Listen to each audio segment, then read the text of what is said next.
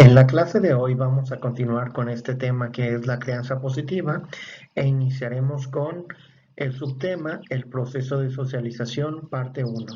Bienvenidos.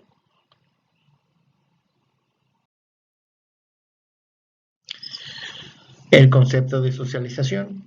En sociología, la socialización se define como el proceso de internalizar las normas e ideologías de una sociedad.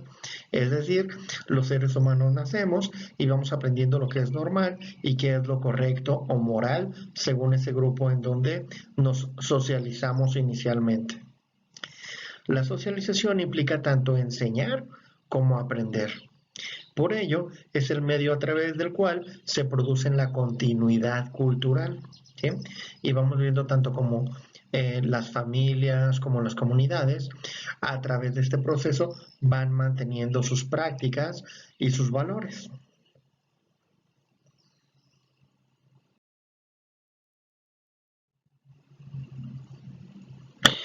La socialización mantiene una estrecha relación, por lo tanto, con la psicología del desarrollo, dado que los seres humanos dependen no solo de sus genes, sino de la asimilación cultural para poder desarrollarse. En los casos en donde esta asimilación no se da, el desarrollo genético no se manifiesta. Por ejemplo, en el caso de los niños ferales, que de niños no se socializaron en el uso del lenguaje y cuando están grandes no aprenden a hablar. Se pierde, por lo tanto, esta llamada ventana de oportunidad en su desarrollo.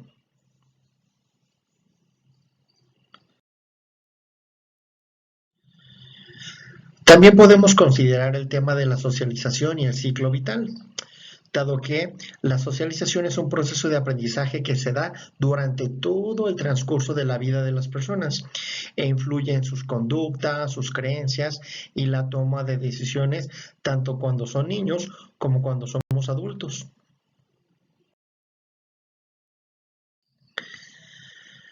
También podemos considerar el caso de el concepto de socialización a través de la historia. ¿Sí? Históricamente se ha diferenciado lo natural de lo social. Por ejemplo, si nos vamos a textos muy antiguos, en la historia de Gilgamesh, que es uno de los textos sumerios más antiguos de la humanidad, los dioses crean a Enkidu, que básicamente es un hombre bestia, es un hombre peludo, y que vive en el campo, es un hombre salvaje, incivilizado, todavía no ha sido debidamente socializado.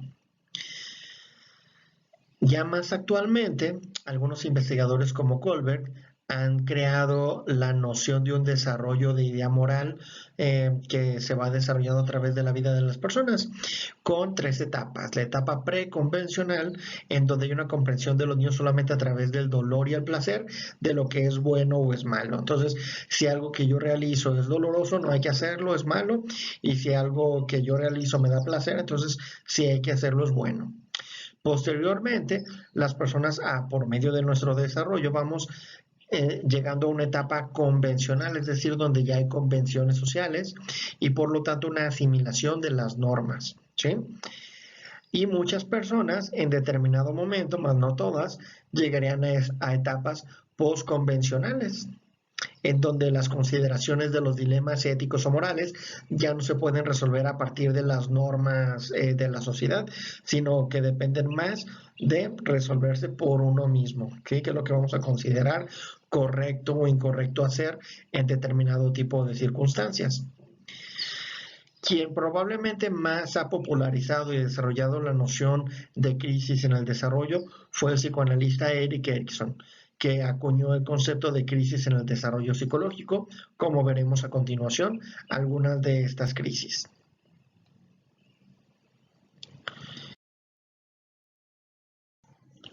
Muy bien, para el psicoanalista Erik Erikson, el desarrollo de la personalidad es distinto entre los individuos porque han atravesado y resuelto sus crisis de formas muy diferentes.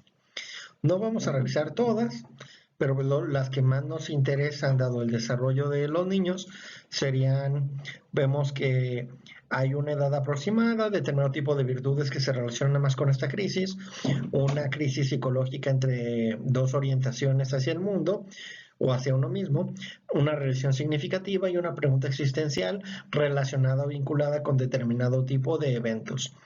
En la primera línea podemos ver que en niños menores de 1 año, la virtud de la esperanza se relaciona con la crisis psicológica entre confiar o desconfiar, ¿qué ganará?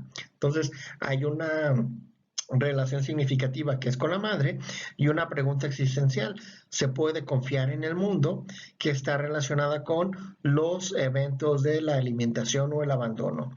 Como podemos ver, si entrevistamos, hablamos con muchas personas, tienen una orientación hacia la vida de desconfianza. Para Erickson, esto significaría que determinado tipo de crisis, en este caso la crisis de la confianza o la desconfianza, se resolvió más orientada hacia la desconfianza porque la madre o el cuidador primario que hubiera sido, pues no se dio o no supo dar adecuada sensación de estabilidad de alimento en los primeros meses de vida. Vemos que, por ejemplo, en el caso de la voluntad está la autonomía y la duda, donde las relaciones con los padres y la pregunta existencial, ¿está bien ser yo? Que se relaciona con el aprender a ir al baño y el aprender a vestirnos solos. Posteriormente, de los 3 a los 6 años, el propósito entre la iniciativa y la culpa, en donde la relación significativa es con la familia.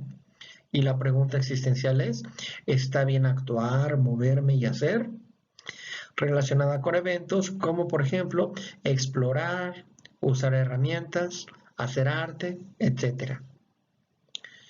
Posteriormente, dentro de los años 7 y 10, más o menos aproximadamente, la virtud de la competencia, es decir, sentirnos capaces, en donde la crisis está dentro de la industria y la inferioridad, es decir, ser muy industrioso, ser muy trabajador, producir, hacer las cosas bien.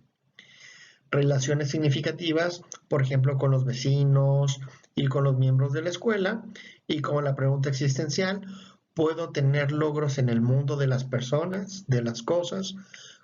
Por ejemplo, en eventos relacionados con la escuela o con los deportes. ¿Sí?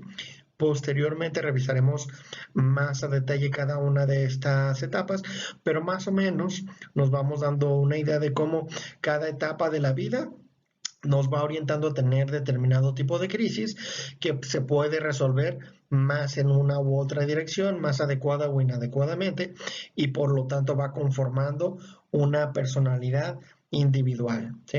Esto en la actualidad lo entenderemos como su historia de aprendizaje, que va creando determinado tipo de creencias, de reglas, actitudes, expectativas sobre uno mismo, los demás y el mundo, y cierto tipo de interpretación de las cosas.